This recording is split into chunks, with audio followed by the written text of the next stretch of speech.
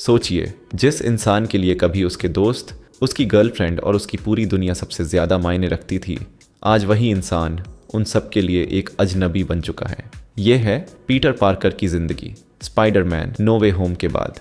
अब पीटर को पूरी दुनिया भूल चुकी है। नेड एमजे और उसके बाकी जानने वाले किसी को भी याद नहीं कि पीटर पार्कर नाम का कोई इंसान उनकी ज़िंदगी का हिस्सा था। लेकिन सबसे बड़ी प्रॉब्लम यह है कि पीटर खुद सब कुछ याद रखता है। इसीलिए वो अपने पुराने दोस्तों के पास वापस जाने के बजाय खुद को उनसे दूर रखता है। पीटर को डर है कि अगर वो दोबारा उनकी ज़िंदगी में आया तो उनकी जान फिर से ख़तरे में पड़ सकती है। अब उसके पास ना कोई दोस्त है, ना कोई फैमिली और ना ही अपनी ज़िंदगी शेयर करने वाला कोई इंसान। ऐसे में पीटर अपना पूरा ध्यान सिर्फ स्पाइडरमैन बनने पर लगा देता है। दिन हो या रात वो न्यूयॉर्क की स्ट्रीट्स पर घूमता रहता है और क्राइम रोकता रहता है। पिछले 4 सालों में पीटर ने शहर के कई क्रिमिनल्स को पकड़वाया है और उसकी वजह से न्यूयॉर्क में क्राइम भी काफ़ी कम हो गया है। लेकिन लोगों को बचाते बचाते पीटर खुद अंदर से टूटने लगा है। वो अपनी ज़िंदगी को एंजॉय करना भूल चुका है। हर वक्त स्ट्रेस, अकेलापन और स्पाइडरमैन की जिम्मेदारी उसके ऊपर हावी रहती है। लेकिन पीटर को अभी ये नहीं पता, क्योंकि शहर में एक ऐसा दुश्मन सामने आने वाला है जो सिर्फ लोगों के दिमाग पर कब्जा कर सकता है। तो चलिए बिना समय गंवाए शुरू करते हैं स्पाइडरमैन ब्रांड न्यू डे की पूरी स्टोरी, वो भी बिल्कुल आसान और शॉर्ट तरीके से।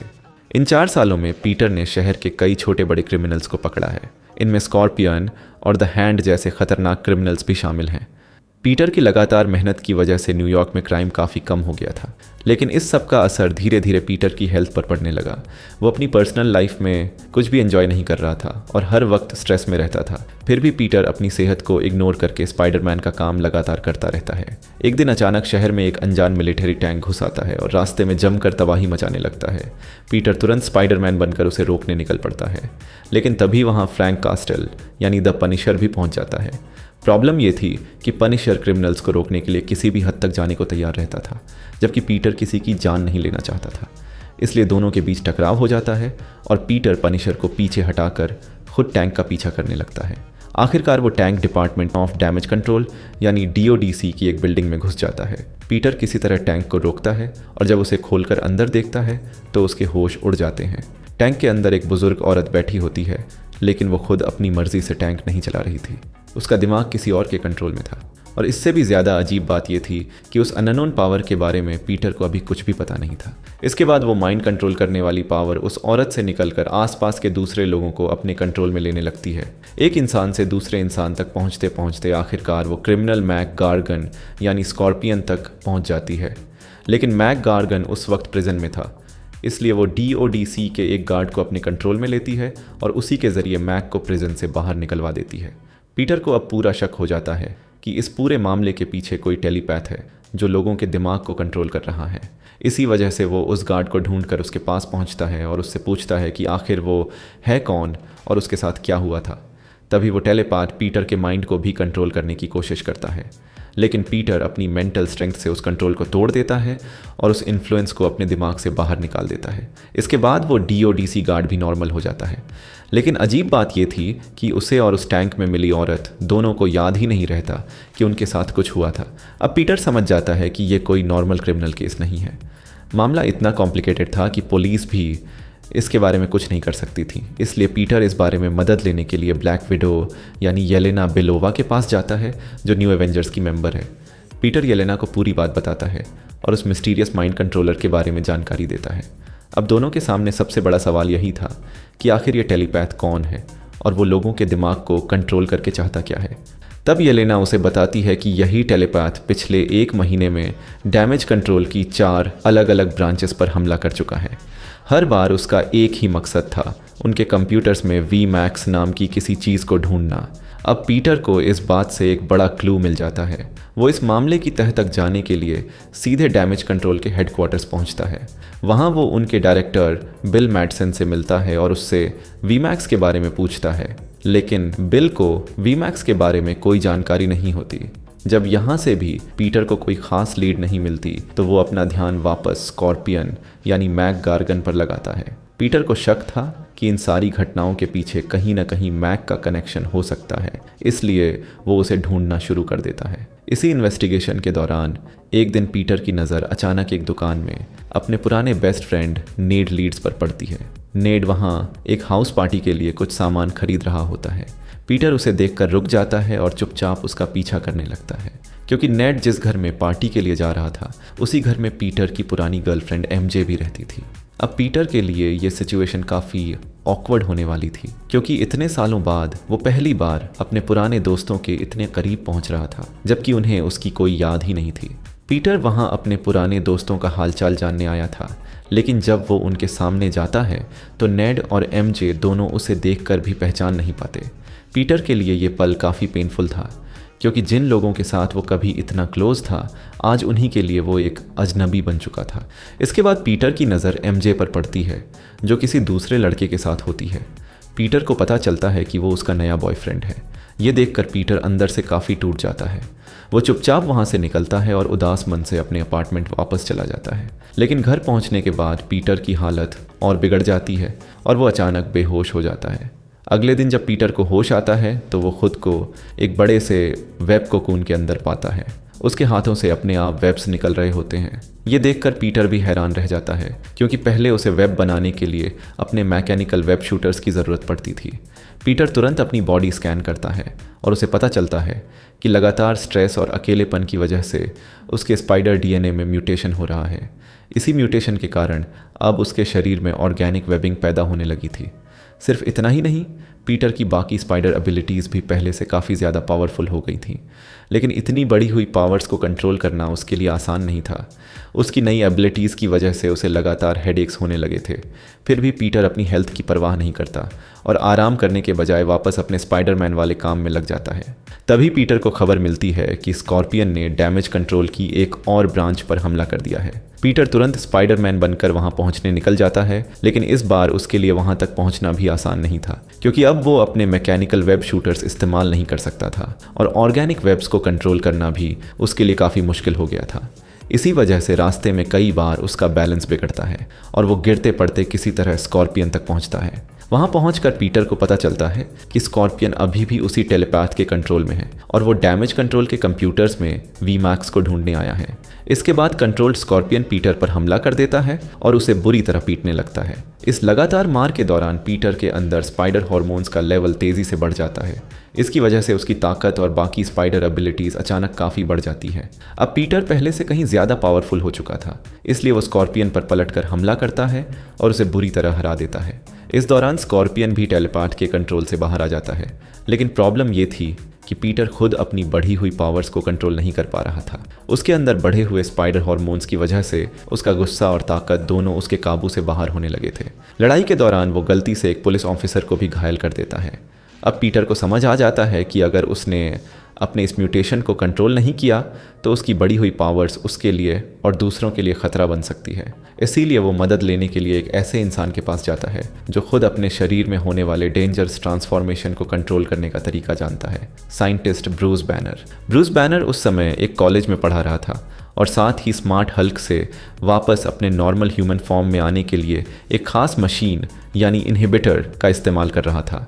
पीटर ब्रूस पर से मिलकर उसी इनहिबिटर के बारे में बात करता है। पीटर जानना चाहता था कि क्या ऐसा इनहिबिटर बनाया जा सकता है जो किसी म्यूटेशन की सिर्फ कुछ यूज़फुल क्वालिटीज़ को रहने दे और बाकी अनवांटेड इफ़ेक्ट्स को रोक दे। इसके साथ ही पीटर एक ऐसे यूनिवर्सल इनहिबिटर का आइडिया भी ब्रूस के सामने रखता है जो किसी भी सुपर पावर्ड इंसान की एबिलिटीज़ को कुछ समय के लिए सप्रेस कर सके। ब्रूस उसे बताता है कि थियोरेटिकली ये पॉसिबल है, लेकिन ऐसा डिवाइस बनाना काफ़ी रिस्की होगा। अगर इसे गलत तरीके से इस्तेमाल किया गया तो इसके सीरियस कॉन्सिक्वेंसेस हो सकते हैं। इसके बाद पीटर अपनी म्यूटेशन को कंट्रोल करने के लिए खुद एक इनहिबिटर तैयार करता है। शुरुआत में ये डिवाइस काम करता है और उसकी बढ़ी हुई पावर्स को कुछ हद तक कंट्रोल भी कर लेता है, लेकिन थोड़ी देर बाद इनहिबिटर ज़्यादा गर्म होने लगता है और काम करना बंद कर देता है। पीटर मजबूरी में उसे निकाल कर रख देता है और आगे बढ़ जाता है।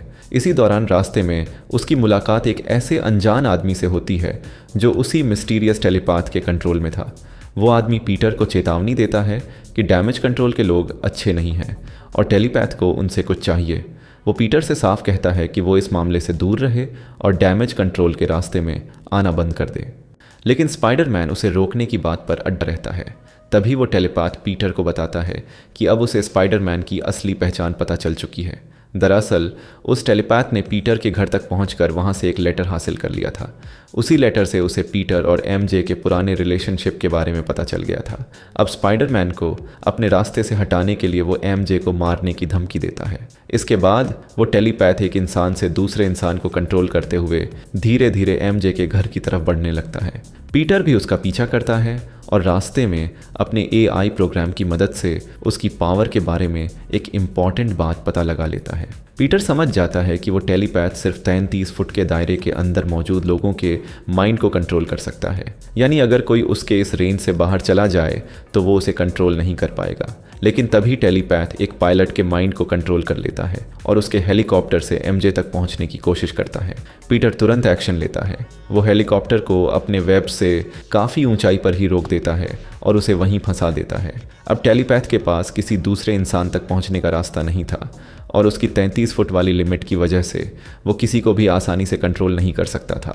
इसके बाद स्पाइडरमैन सीधे एमजे के घर पहुंचता है और उसे अपने साथ चलने के लिए कहता है, क्योंकि अब उसकी जान खतरे में थी। पीटर उसे लेकर एक सेफ जगह की तलाश में निकल जाता है। रास्ते में दोनों एक बिल्डिंग पर रुकते हैं, लेकिन तभी वो टेलीपैथ किसी तरह एमजे के माइंड में भी घुस जाता है। वो एमजे से पीटर के साथ प्यार करने का नाटक करवाता है और फिर अचानक उसे बिल्डिंग से नीचे छलांग लगाने के लिए मजबूर कर देता है। पीटर तुरंत उसे बचा लेता है और किसी तरह एमजे को लेकर नीचे पहुंचता है, लेकिन वहां पहुंचते ही वो टेलीपैथ एक आदमी के शरीर में सामने आ जाता है। वो पीटर को आखिरी वार्निंग देता है कि अगर उसने उसका पीछा करना बंद नहीं किया तो एमजे की जान जा सकती है। इसके बाद वो आदमी एक कार में बैठकर वहां से निकल जाता है। पीटर की नज़र कार के अंदर पीछे बैठी एक लड़की पर पड़ती है।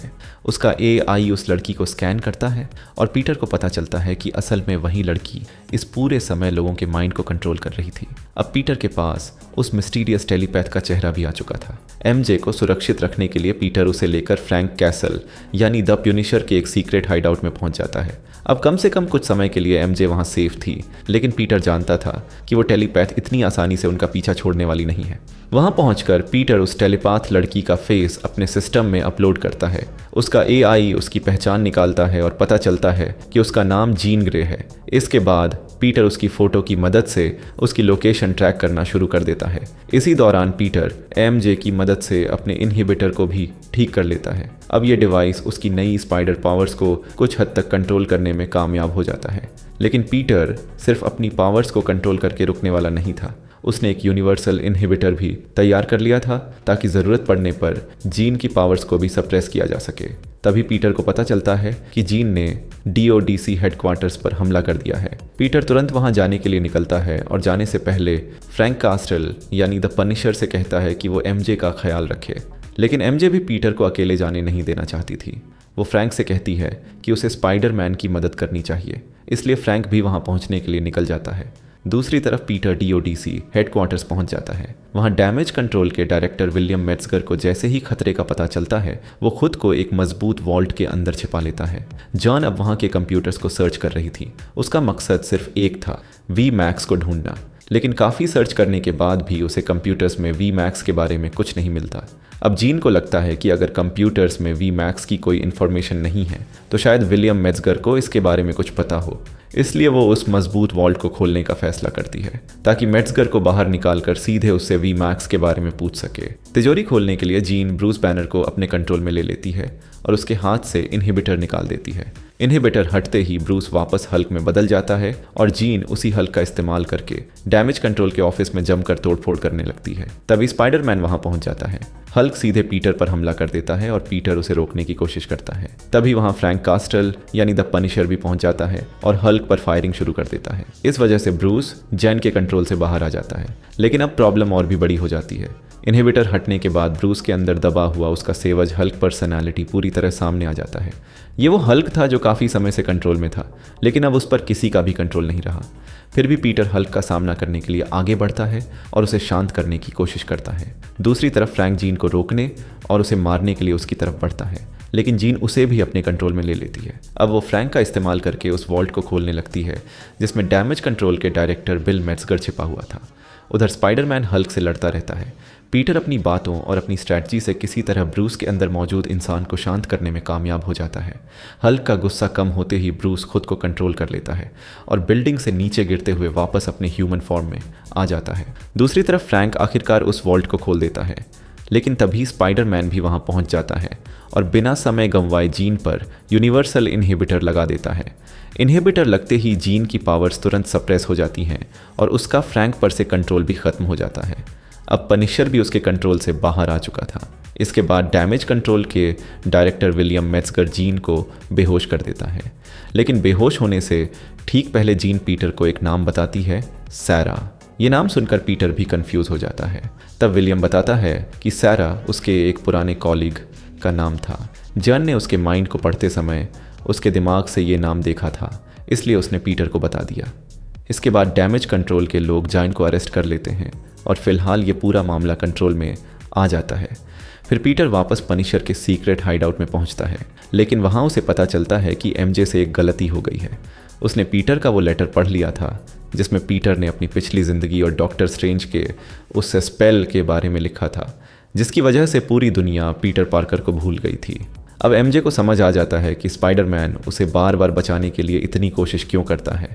उसे ये भी पता चल जाता है कि स्पाइडरमैन और उसके बीच कभी एक ख़ास रिलेशनशिप था, लेकिन प्रॉब्लम ये थी कि एमजे को उस रिलेशनशिप की कोई मेमोरी वापस नहीं आई थी। उसे पीटर पार्कर के साथ बिताए पुराने मोमेंट्स भी याद नहीं थे और उसके दिल में पीटर के लिए वो प्यार भी नहीं था जो कभी हुआ करता था। लेकिन इसके बावजूद एमजे इंसानियत के नाते पीटर की दोस्त बन जाती है और अपनी जान बचाने के लिए स्पाइडरमैन को थैंक यू कहती है। इसके बाद पीटर एमजे को वापस उसके घर छोड़ने जाता है और कुछ देर वहां नेड और एमजे के साथ टाइम स्पेंड करता है। इसी दौरान बातों बातों में एमजे पीटर को एक ऐसी बात बताती है जिससे पूरा मामला फिर से बदल जाता है। एमजे बताती है कि जब जॉन ने उसे अपने कंट्रोल में लिया था तब उसके दिमाग में पूरी तरह डार्कनेस छा गई थी और उस दौरान उसके साथ क्या हुआ उसे कुछ भी याद नहीं है। ये बात सुनते ही पीटर को शक होता है कि बिल मेट्जगर ने उससे सारा के बारे में झूठ बोला था, क्योंकि अगर जीन ने उस वक्त उसके दिमाग से सिर्फ किसी कॉलीग मार्डर का नाम देखा था तो फिर उसे उस नाम के बारे में इतनी खास जानकारी कैसे मिली। अब पीटर को यकीन हो जाता है कि जॉन का सारा ग्रे से कोई सीधा कनेक्शन है, इसलिए वो येलेना को सारा के बारे में पता लगाने के लिए कहता है। येलेना डैमेज कंट्रोल के रिकॉर्ड्स चेक करती है और जो इन्फॉर्मेशन सामने आती है उससे पीटर हैरान रह जाता है। पता चलता है कि सारा ग्रे जीन की बहन थी और उसके पास भी साइकिक एबिलिटीज़ थी। डैमेज कंट्रोल ने सारा को उसकी पावर्स के बारे में रिसर्च और एक्सपेरिमेंट्स करने के लिए अपनी कस्टडी में रखा था। यानी जीन जिन लोगों से लड़ रही थी उसके पीछे सिर्फ वी मैक्स की तलाश नहीं थी, बल्कि उसकी अपनी बहन सारा से जुड़ा एक पुराना राज भी था। ये सब सुनकर पीटर को समझ आता है कि जीन का असली मकसद डैमेज कंट्रोल को नुकसान पहुंचाना नहीं था। वो सिर्फ अपनी बहन सारा को उनके कब्जे से छुड़ाना चाहती थी, लेकिन पीटर ने जीन को पकड़वाकर वापस उन्हीं लोगों के हवाले कर दिया था। अब पीटर को अपनी गलती का एहसास होता है और वो जीन को बचाने के लिए तुरंत डैमेज कंट्रोल हेडक्वार्टर्स की तरफ निकल जाता है। दूसरी तरफ हेडक्वार्टर्स में बिल मेट्जगर जीन को बताता है कि डैमेज कंट्रोल वाले सारा की पावर्स को समझकर उन्हें कॉपी करना चाहते थे, लेकिन उनके एक्सपेरिमेंट के दौरान सारा की मौत हो गई थी। अब बिल और उसके साथी जॉन पर भी वही एक्सपेरिमेंट शुरू कर देते हैं। इसी दौरान जॉन की नज़र कमरे की सीलिंग पर लिखे वी मैक्स नाम पर पड़ती है, लेकिन ये कोई सीक्रेट टेक्नोलॉजी नहीं थी, बल्कि उस कमरे के एक एयर वेंट का नाम था। तभी जीन को पूरी बात समझ में आ जाती है। सारा को भी इसी कमरे में रखा गया था और मरने से पहले उसने अपनी टेलीपैथी के जरिए जीन तक इस जगह की इंफॉर्मेशन पहुंचाने की कोशिश की थी। उसने जीन को सिर्फ एक क्लू दिया था, वी मैक्स। इसीलिए जीन इतने समय से डैमेज कंट्रोल के कंप्यूटर्स में वी मैक्स को ढूंढ रही थी।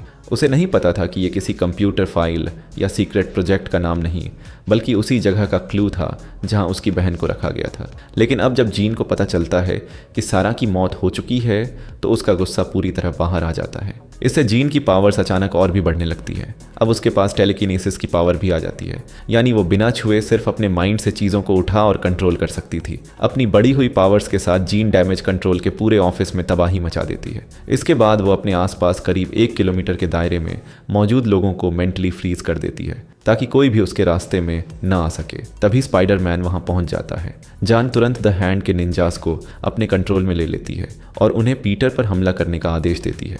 जीन पीटर को बताती है कि डैमेज कंट्रोल के लोग किसी के सगे नहीं हैं। उन्होंने इन निंजास को भी स्पाइडरमैन से निपटने के लिए इस्तेमाल किया है और उन्हें खास वेपन्स दिए हैं। अब पीटर का मुकाबला एक साथ कई निंजास से होता है। शुरुआत में वो उन्हें रोकने की कोशिश करता है, लेकिन निंजास पीटर को बुरी तरह घायल कर देते हैं और उसके मैकेनिकल वेब शूटर्स भी तोड़ देते हैं। अब पीटर के पास अपनी पुरानी स्पाइडरमैन एबिलिटीज़ पर डिपेंड करने का कोई रास्ता नहीं बचता।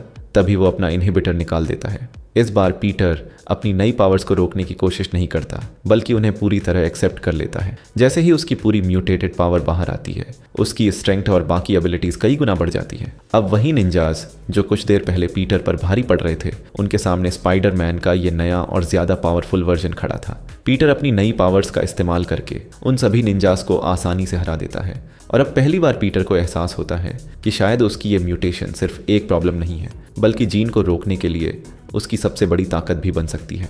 दूसरी तरफ पनिशर भी जान को ढूंढते हुए डैमेज कंट्रोल हेडक्वार्टर्स के पास पहुंच जाता है, लेकिन वहां पहुंचते ही उसे आसपास मौजूद सभी लोग एकदम फ्रोजन दिखाई देते हैं। वो समझ जाता है कि जान की पावर की रेंज में जाना सही नहीं होगा, इसलिए वो उस एरिया से दूर एक दूसरी बिल्डिंग में चला जाता है। वहाँ से फ्रैंक अपनी लॉन्ग रेंज गन निकालता है और जान को दूर से मारने की तैयारी करने लगता है। उधर स्पाइडरमैन द हैंड के निंजास को हराने के बाद जान के पास पहुँचता है। जान उस वक्त बिल मेट्जगर को मारने वाली थी, क्योंकि उसके मन में डैमेज कंट्रोल के लोगों के खिलाफ काफ़ी गुस्सा भरा हुआ था। जीन का मानना था कि बिल जैसे लोग उन लोगों को कभी चैन से नहीं जीने देते जिनके पास कोई स्पेशल पावर होती है। यहाँ तक कि जीन और उसकी बहन सारा की अपनी माँ ने भी उनकी पावर्स के बारे में पता चलने के बाद उन्हें छोड़ दिया था। इन सब चीज़ों ने जीन के अंदर इतना गुस्सा भर दिया था कि अब वो बिल को किसी भी कीमत पर छोड़ना नहीं चाहती थी। जीन पीटर को वार्निंग देती है कि अगर उसने बिल को बचाने की कोशिश की तो वो सिर्फ बिल को ही नहीं मारेगी, बल्कि अपने आसपास फ्रोजन पड़े उन सभी लोगों को भी ख़त्म कर देगी। लेकिन पीटर फिर भी पीछे नहीं हटता। वो जीन को लड़ने के बजाय समझाने की कोशिश करता है और उसे बताता है कि हर इंसान डैमेज कंट्रोल जैसा नहीं होता। तभी जीन पीटर के माइंड में घुसने की कोशिश करती है, लेकिन इस बार पीटर उसका विरोध नहीं करता। वो खुद जीन को अपने दिमाग के अंदर आने देता है। इसके बाद पीटर उसे अपनी आंट मे की एक मेमोरी दिखाता है। उस मेमोरी में आंट मे पीटर की पावर्स से डरने के बजाय उसे एक्सेप्ट करती है। वो पीटर को उसकी पावर्स की वजह से बुरा या अलग इंसान नहीं मानती, बल्कि उसे समझने की कोशिश करती है। पीटर जीन को यही दिखाना चाहता था कि हर इंसान किसी स्पेशल पावर वाले व्यक्ति से नफरत नहीं करता। कुछ लोग ऐसे भी होते हैं जो उसकी पावर से डरने के बजाय उसे वैसे ही एक्सेप्ट करते हैं जैसे वो है। फिर पीटर जीन से कहता है कि वो भी अपने किसी करीबी को खोने का दर्द समझता है। वो उसे समझाता है कि अब वो अकेली नहीं है, क्योंकि इस वक्त पीटर उसके साथ खड़ा है। पीटर की ये बात जीन पर असर करती है और उसका गुस्सा थोड़ा शांत होने लगता है। लेकिन तभी पीटर को अपने स्पाइडर सेंसिटिव से महसूस होता है कि जान पर कोई गोली चलाने वाला है। ये गोली फ्रैंक कास्टल यानी पनिशर ने चलाई थी, जो अभी भी जान को खतरा मानकर उसे खत्म करना चाहता था। पीटर तुरंत जीन के सामने आ जाता है और खुद उस गोली के रास्ते में आ जाता है। गोली लगते ही पीटर बुरी तरह घायल हो जाता है और उसकी हालत इतनी खराब हो जाती है कि उसकी जान खतरे में पड़ जाती है। लेकिन इतनी हालत में भी पीटर अपनी चिंता करने के बजाय जीन से वहां से जाने के लिए कहता है, क्योंकि उसे पता था कि पुलिस किसी भी वक्त वहां पहुंच सकती है। जीन वहां से निकल जाती है। इसके बाद फ्रैंक बुरी तरह घायल पीटर को उठाकर हॉस्पिटल ले जाता है।